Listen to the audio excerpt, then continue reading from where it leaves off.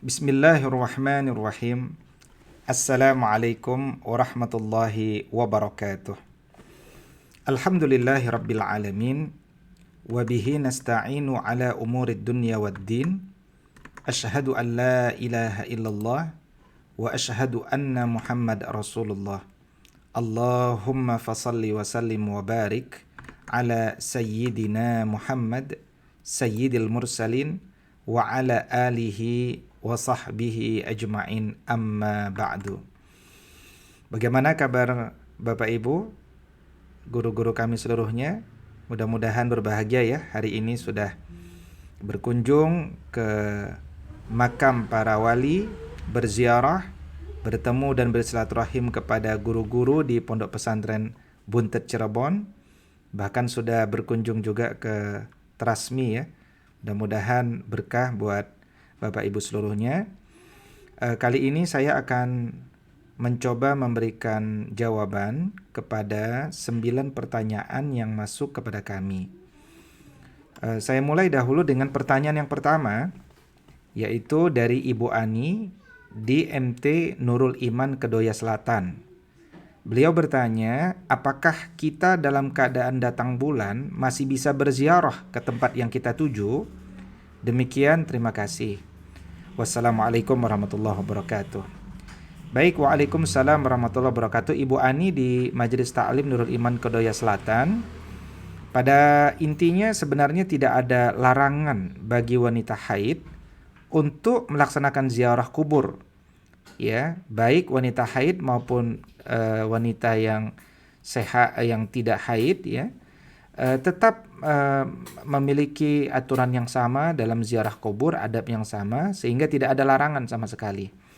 Kecuali wanita haid, dia dilarang untuk menyentuh Al-Quran dan membaca ayat-ayat Al-Quran. Misalkan ketika Ibu Ani sedang membaca bagian daripada tahlil, maka tidak membaca ayat kursi, surat Al-Fatihah, surat Al-Ikhlas, surat An-Nas dan surat Al-Falaq, karena itu bagian daripada Al-Quran. Baik, kita masuk kepada pertanyaan yang kedua. Saya bacakan pertanyaannya. Assalamualaikum. Waalaikumsalam warahmatullahi. Saya Umi Ruqayyah dari Majelis Ta'lim An-Nisa. Mau bertanya Pak Ustadz, kalau kita mau membacakan tawasul atau kirim doa untuk almarhum, dan almarhum itu harus satu-satu dulu atau memang harus dibacakan berurutan ya? Misalkan tawasul ke Nabi dulu, sahabat, para wali, baru para arwah yang lainnya. Maksudnya waktu membaca surat Al-Fatihahnya apakah boleh satu kali atau harus satu persatu? Mohon maaf, terima kasih banyak. Baik, terima kasih Umi Ruqayyah dari Majelis Ta'lim An-Nisa. Yang pertama, perlu diketahui bahwa tawasul dan mengirim doa aslinya adalah dua hal yang berbeda. Kalau tawasul itu adalah memohon kepada Allah dengan wasilah amal soleh ya. Memohon kepada Allah dengan wasilah amal soleh, itu disebut sebagai tawasul ya. Misal dan ini masyru'.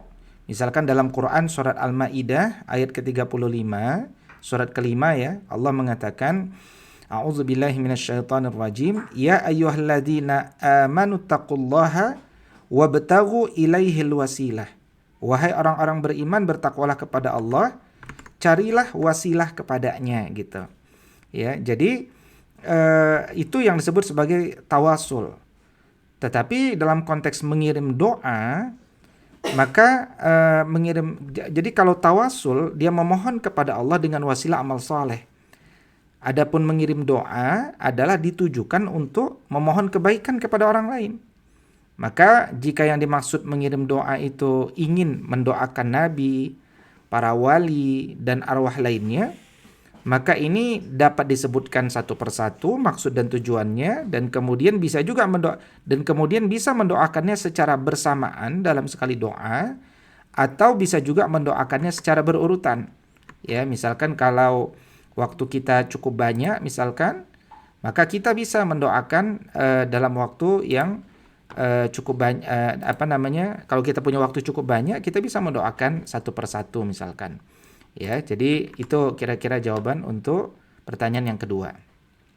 Baik, kita masuk pada pertanyaan yang ketiga ya.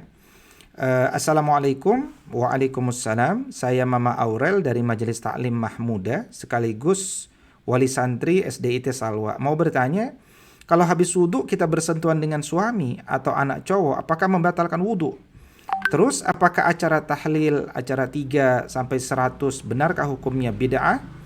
Terus seandainya saya keguguran, saya lupa namanya, lalu saya mendoakan anak saya nyebutnya dengan apa ya Ustaz? Baik, ini ada 3 pertanyaan ya Mama Aurel. Pertanyaan pertama terkait tentang bersentuhan dengan suami atau anak cowok. Bersentuhan dengan suami berbeda dengan bersentuhan anak cowok. Karena bersentuhan dengan suami dia adalah bukan mahram, tapi bersentuhan dengan anak cowok dia mahram. Ya, maka kepada anak cowok tidak ada persoalan. Tapi bersentuhan dengan suami ya ataupun bersentuhan dengan lelaki yang lain, ya, maka dalam hal ini ada 3 pendapat minimal ya. Pendapat pertama pendapatnya Imam Asy-Syafi'i, Imam Abu Abdullah Muhammad bin Idris Asy-Syafi'i. Beliau berpendapat bahwa jika seorang laki-laki bersentuhan kulit dengan kulit seorang perempuan lain yang bukan mahram dan termasuk istri ya, dalam hal ini Mama Aurel dengan suami, maka wudhu keduanya batal. Baik dilakukan dengan sengaja atau tidak sengaja, dengan syahwat atau tidak dengan syahwat. Ya, tetapi tidak batal wudhu seorang laki-laki jika bersentuhan dengan seorang perempuan yang masih punya hubungan persaudaraan karena nasab, baik sepersusuan, perkawinan dan seterusnya, gitu ya. Kemudian berbeda dari Imam Asy-Syafi'i, guru beliau Imam Malik bin Anas menjelaskan bahwa wudhu daripada Mama Aurel dan suami batal jika menyentuhnya itu dilakukan dengan syahwat. Tapi jika dilakukan tidak sengaja atau tidak dengan syahwat, maka wudhunya tidak batal, Mama. Berikutnya pendapat dari Imam Abu Hanifah ya radhiyallahu taala anhu bahwa bahwa wudhunya tidak batal. Ya, tidak batal. Yang membatalkan wudhu jika melakukan jima. Ini maksud daripada menyentuh yang dimaksud oleh Imam Abu Hanifah ya. Nah, kemudian terkait pertanyaan Mama Aurel yang kedua terkait apakah acara tahlilan 3, 7, 40, 100 bahkan 1000 hari ya. Maka pertama ini kembali kepada keumuman. Ya, memang tidak ada Al-Qur'an dan As-Sunnah yang mensyariatkan tahlilan 3, 7, 40, 100, 1000 hari.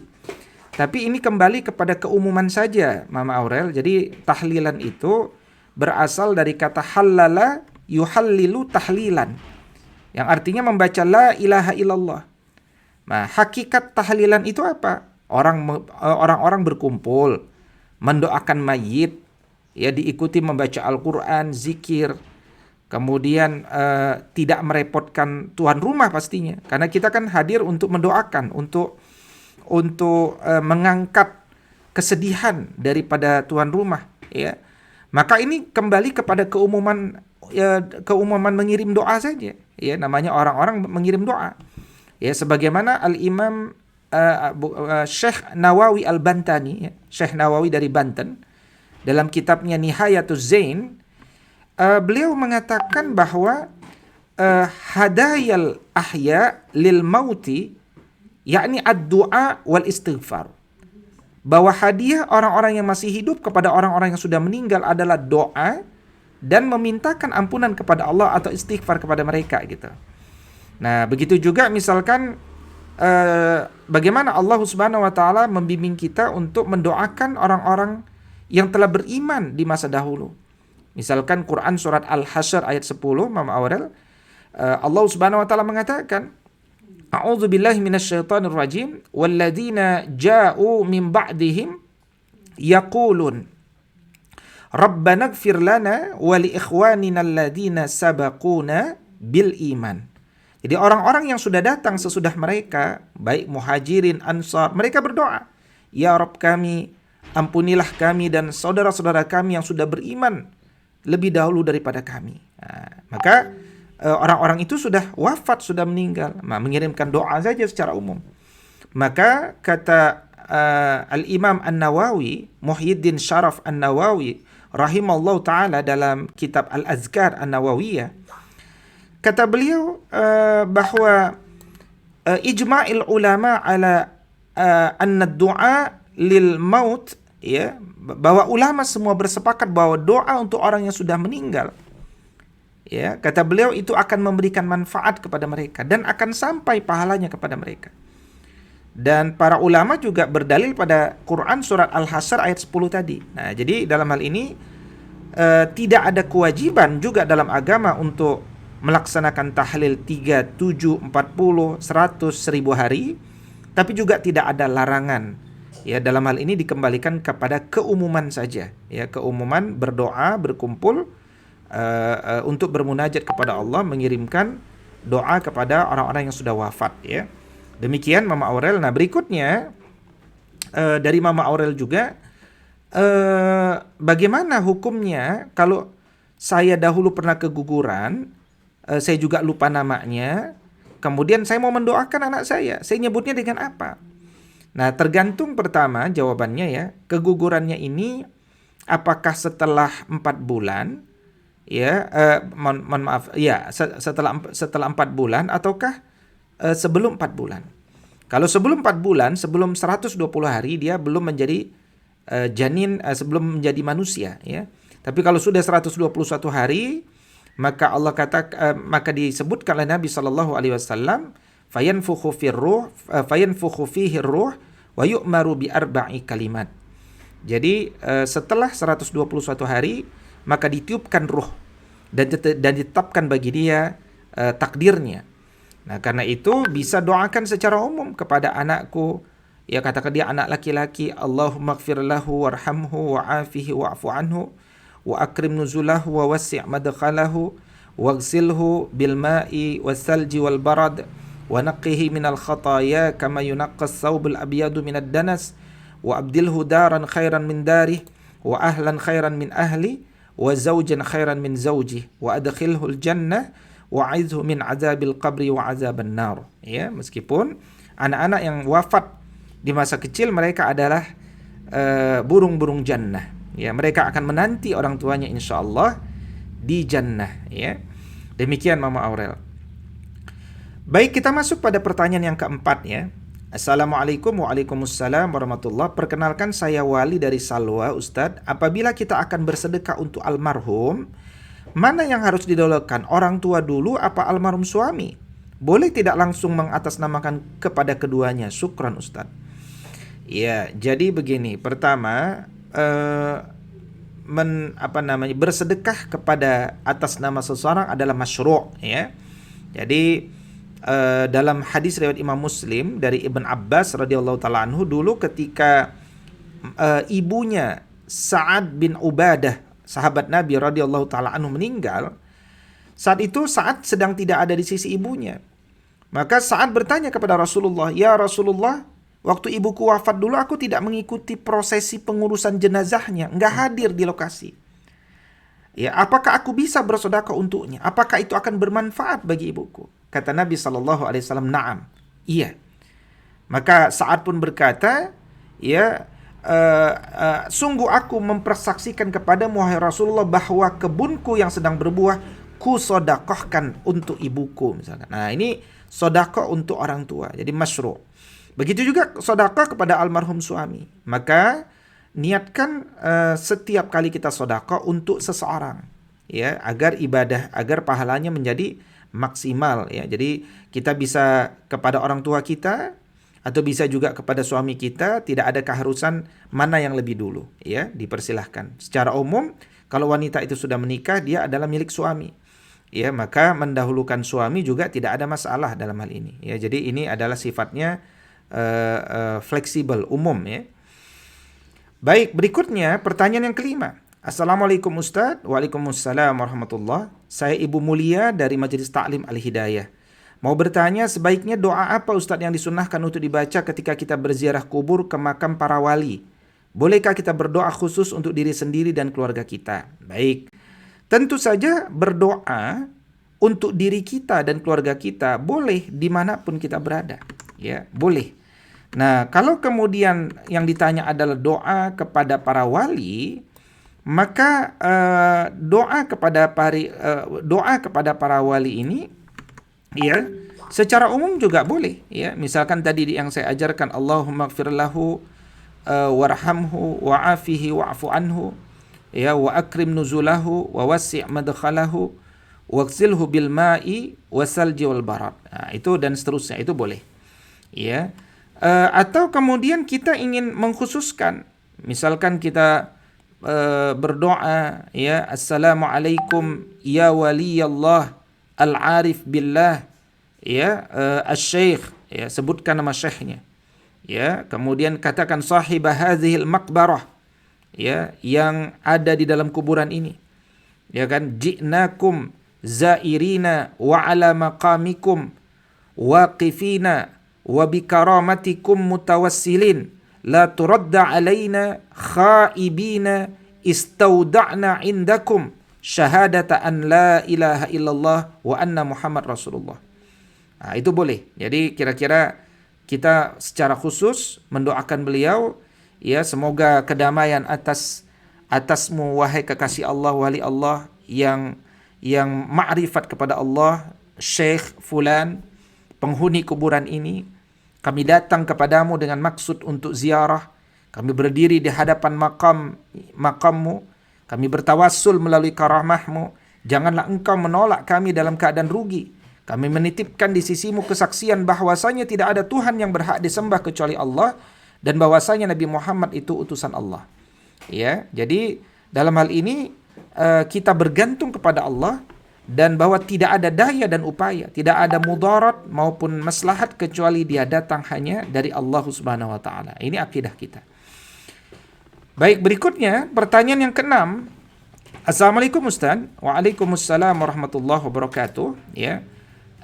Saya Ibu Su'ud dari Majelis Ta'lim An-Nisa, Pak Ustaz. Saya mau nanya, usia perkawinan ini sudah berjalan selama 6 bulan, ya. Usia perkawinan sudah berjalan berapa?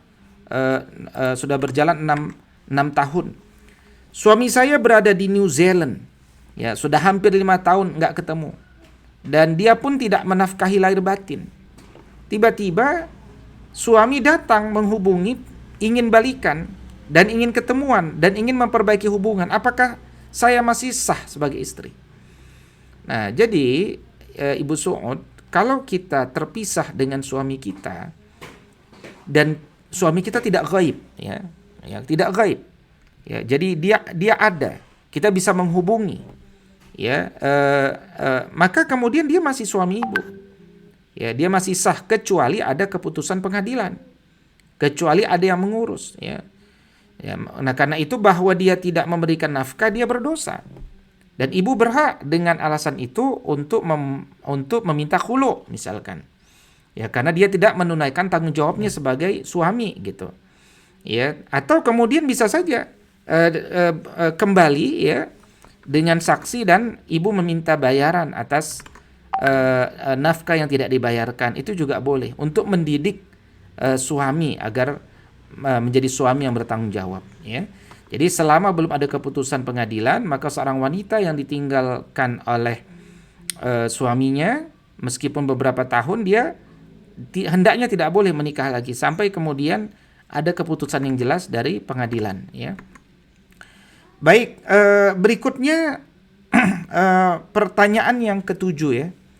Jadi Assalamualaikum, waalaikumsalam. Saya Ibu Yumani, perwakilan IGRA Kembangan, ya. Ingin bertanya, saya termasuk orang yang takut pergi ke tempat ziarah, dan setelah orang tua saya wafat, saya jarang untuk ziarah ke makam ke makam kedua orang tuanya, dengan alasan jangankan ke makam keduanya, ke tempat-tempat yang sering keduanya datangi pun air mata ini tidak terbendung. Jadi saya yakini ilallah jika doa dan fatihah saya sampai dimanapun saya kirimkan. Dan setelah kedua orang tua saya meninggal, baru-baru ini saya pergi ziarah dan dua-duanya berangkat dengan Ustazah Hajah Dede Mardiah. Tapi saya janji pada diri sendiri jika saya ingin berangkat ziarah, saya harus ziarah ke makam kedua orang tua saya terlebih dahulu. Sedihkah kedua orang tua saya dengan apa yang saya lakukan? Mohon pencerahannya. Baik. Bismillahirrahmanirrahim kepada Ibu Yumani, ya. Sebenarnya tidak ada masalah jika ibu tidak pernah menziarahi kuburan orang tua sepanjang selalu mendoakannya. Jadi karena apa? Karena doa dari manapun yang dikirimkan oleh anak yang ikhlas akan sampai kepada kedua orang tua insya Allah. Ya, tapi kalau kita bisa berkunjung kepada kuburan ibu kita, kita bisa membersihkannya, merawatnya, merapikannya, tentu ini adalah satu adab yang baik ya. Baik, demikian. Berikutnya pertanyaan yang ke-8. Assalamualaikum, saya Bang Awang Asyawal. Ustadz, saya mau tanya, saya ini dari komunitas Pusaka Sepuh Jakarta. Saya termasuk pecinta pusaka keris. Saya hanya sekedar hobi atau mempertahankan budaya pusaka keris Indonesia. Tidak ada yang lain. Tapi kenapa saya selalu di justice dibilang musyrik, Ustadz? Padahal para ulama kita dahulu pecinta pusaka keris, juga para pahlawan kita juga punya keris, dan banyak lainnya mereka pecinta pusaka keris. Mohon pencerahannya. Baik. Kepada Bang Awang Asyawal ya. Jadi keris itu alat yang digunakan untuk berperang kan. Jadi keris itu kan simbol kebangsawanan dulu di masa-masa awal. Jadi awal-awal tuh yang bisa punya keris nggak semua orang kan. Karena dia simbol kebangsawanan. Dan dia berfungsi sebagai senjata. Dan terkadang untuk eksistensi diri. Terkadang keris juga berfungsi sebagai tongkat komando kan. Atau bukti atau lencana bagi utusan yang penting di zaman dulu. Jadi kalau itu yang disebut keris, tidak ada masalah, tidak ada hubungan dengan kemusyrikan. Ya, kecuali kalau kita sakit, kita berdoa meminta kepada keris agar diberikan kesembuhan. Ini musyrik. Ya, tetapi kalau kemudian dia ada sebatas senjata, dia tidak pernah diisi, dia tidak pernah ada masalah kita menyimpannya hanya karena kita mengkoleksi dia sebagai peninggalan sejarah, tidak ada masalah sama sekali. Ya, selama kita tidak pernah mengisi daripada keris tersebut atau kemudian kita bergantung kepada keris tersebut, ya, dan selama dia senjata sama seperti yang lain, seperti tombak, pedang dan lainnya sama, ya. Demikian wallahu taala alam. Berikutnya pertanyaan yang ke-9 dari Ibu Sumi dari RT 10 RW 05 pengajian An-Nisa Marzuki. Mau sholat tapi badan tidak enak, Ustaz. Maka akhirnya setelah wudhu saya minum obat dan mengolesi kayu putih di leher. Apakah boleh? Maksudnya apakah wudhunya batal, gitu kan? Baik, bismillahirrahmanirrahim Ibu Sumi. Boleh dan tidak batal wudhu selama obat yang diminum dan dioleskan adalah obat yang halal, gitu ya. Jadi kalau dia najis tentu harus dibersihkan, ya. Dia tentu harus dibersihkan ya. Nah, karena itu kemudian minum ataupun mengolesi atau makan dia tidak membatalkan wudhu. Ya, demikian. Ya, demikian. Alhamdulillah sudah menjawab 9 pertanyaan. Mudah-mudahan Bapak Ibu, guru-guru kami seluruhnya menikmati perjalanan pulang ini, dan saya doakan dapat tiba di Jakarta pada waktunya dengan selamat, dengan membawa keberkahan, dengan membawa pelajaran yang besar untuk ditularkan kepada sanak saudara dan orang-orang di rumah. Salam kami kepada Bapak dan Ibu seluruhnya. Aqulu qouli hadza wa astaghfirullah li wa lakum. Assalamualaikum warahmatullahi wabarakatuh.